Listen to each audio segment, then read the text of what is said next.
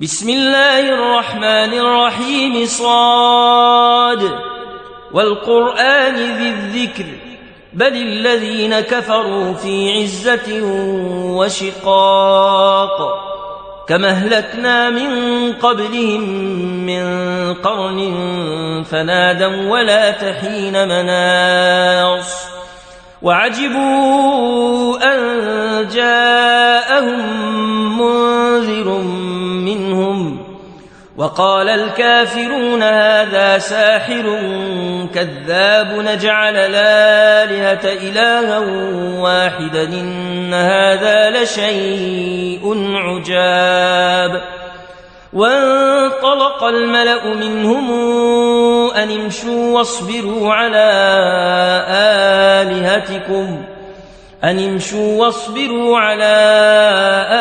آلهتكم إن هذا لشيء يراد ما سمعنا بهذا في الملة الآخرة إن هذا إلا اختلاق أنزل عليه الذكر من بيننا بل هم في شك من ذكري بل لما يذوقوا عذاب أم عندهم خزائن رحمة ربك العزيز الوهاب أم لهم ملك السماوات والأرض وما بينهما فليرتقوا في الأسباب جند ما هنالك مهزوم من الأحزاب كذبت قبلهم قوم نوح وعاد وفرعون ذو الأوتاد وثمود وقوم لوط وأصحاب الأيكة أولئك الأحزاب إن كل إلا كذب الرسل فحق عقاب وما ينظر هؤلاء إلا صيحة واحدة ما لها من فواق وقالوا ربنا عجل لنا قطنا قبل يوم الحساب اصبر على ما يقولون واذكر عبدنا داود ذا الأيد إنه أواب إنا سخرنا الجبال معه يسبحن بالعشي والإشراق والطير محشورة كل له أواب وشددنا ملكه وآتيناه الحكمة وفصل الخطاب وهل أتاك نبأ الخصم إذ تسوروا المحراب إذ دخلوا على داود ففزع منهم قالوا لا تخف خصمان بغى بعضنا على بعض فاحكم بيننا بالحق ولا تشطط واهدنا إلى سواء الصراط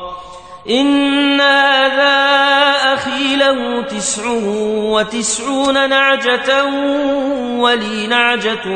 واحدة فقال أكفلنيها وعزني في الخطاب قال لقد ظلمك بسؤال نعجتك إلى نعاجه وإن كثيرا من الخلطاء ليبغي بعضهم على بعض إلا الذين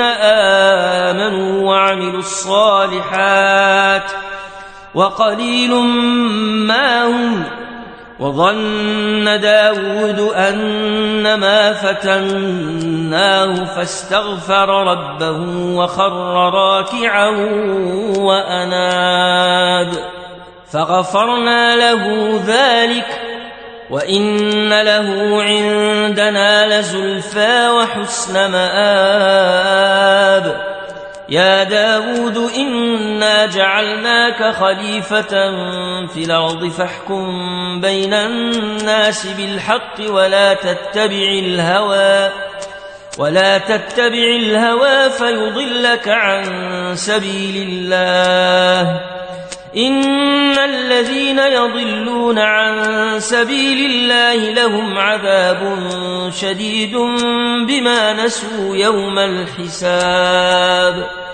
وما خلقنا السماء والأرض وما بينهما باطلا ذلك ظن الذين كفروا فويل للذين كفروا من النار أم نجعل الذين آمنوا وعملوا الصالحات كالمفسدين في الأرض أم نجعل المتقين كالفجار كتاب أنزلناه إليك مبارك ليدبروا آياته وليتذكر أولو الألباب ووهبنا لداود سليمان نعم العبد إنه أواب إذ عرض عليه بالعشي الصافنات الجياد فقال إني أحببت حب الخير عن ذكر ربي حتى توارت بالحجاب ردوها علي فطفق مسحا بالسوق والأعناق ولقد فتنا سليمان وألقينا على كرسيه جسدا ثم أناب قال رب اغفر لي وهب لي ملكا لا ينبغي لأحد من بعدي إنك أنت الوهاب فسخرنا له الريح تجري بأمره رخاء حيث أصاب والشياطين كل بناء وغواص وآخرين مقرنين في الأصفاد هذا عطاؤنا فامنن وامسك بغير حساب وإن له عندنا لزلفى وحسن مآب واذكر عبدنا أيوب إذ نادى ربه أني مسني الشيطان بنصب وعذاب اركض برجلك هذا مغتسل بارد وشراب ووهبنا له أهله ومثلهم معهم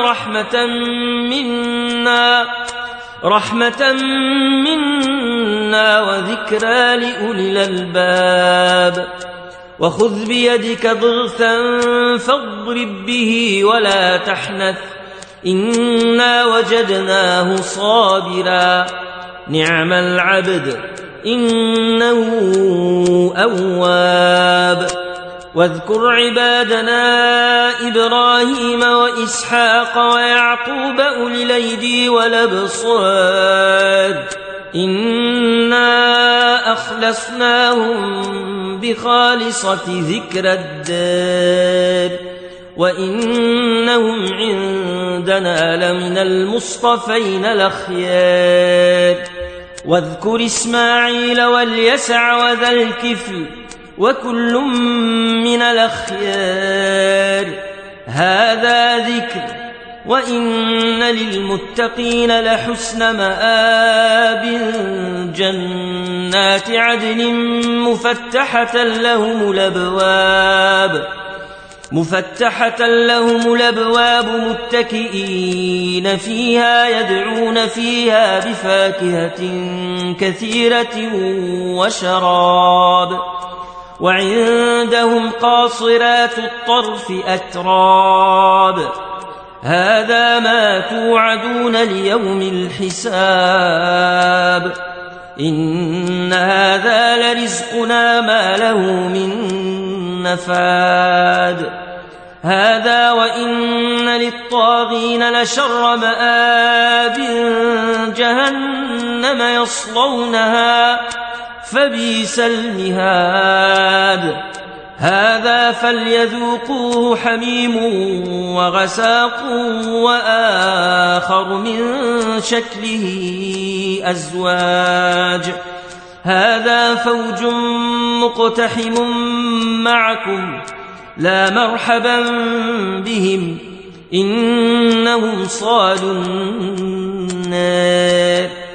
قالوا بل أنتم لا مرحبا بكم أنتم قدمتموه لنا فبئس القرار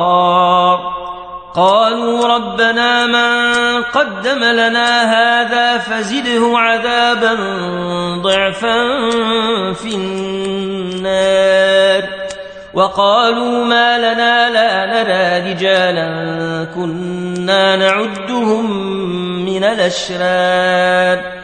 أتخذناهم سخريا أم زاغت عنهم الأبصار إن ذلك لحق تخاصم أهل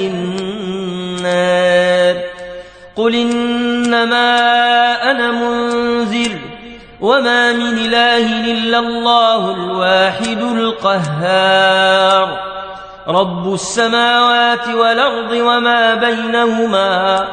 العزيز الغفار قل هو نبأ عظيم أنتم عنه معرضون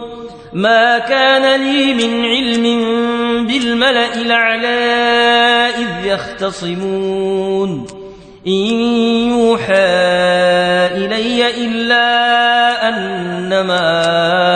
أنا نذير مبين إذ قال ربك للملائكة إني خالق بشرا من طين فإذا سويته ونفخت فيه من روحي فقعوا له ساجدين فسجد الملائكة كلهم